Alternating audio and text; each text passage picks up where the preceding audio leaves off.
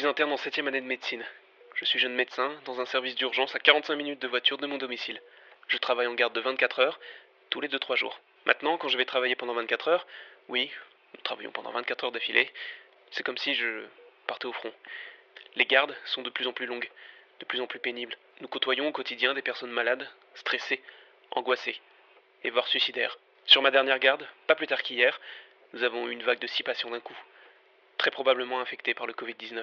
Le personnel est insuffisant, mais malgré tout nous sommes là, à tout faire pour soigner les patients malades, être bienveillants et à leur côté. Parmi ces patients, un jeune papa, d'une 50aine d'années.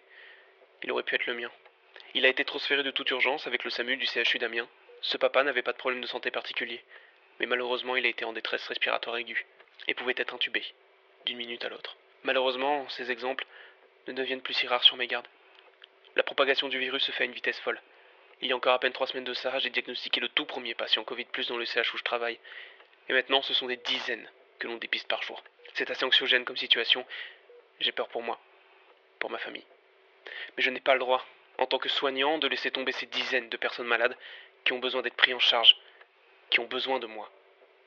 Certains collègues tombent malades, c'est pourquoi je prête main forte dans les services d'autres centres hospitaliers, des services que je ne connais pas. Mais je m'adapte. Je fais au mieux et je ne compte pas mes heures. Ah si, cette semaine, 80 heures. Je fais partie des médecins régulateurs, au SAMU 80. J'entends des gens en souffrance, déstabilisés, des personnes isolées, des craintes, des peurs. Je rassure, j'explique, je prends le temps pour ces patients. Alors, s'il vous plaît, prenez soin de vos proches, appelez-les, écoutez-les, soyez là pour eux. Le reste du temps, mon temps libre, je suis confiné comme tout le monde. Pas de traitement de faveur. Et surtout pour un triathlète comme moi, c'est difficile. Ce qui m'afflige le plus, ce sont les plaintes que je peux retrouver sur les réseaux sociaux à propos du confinement.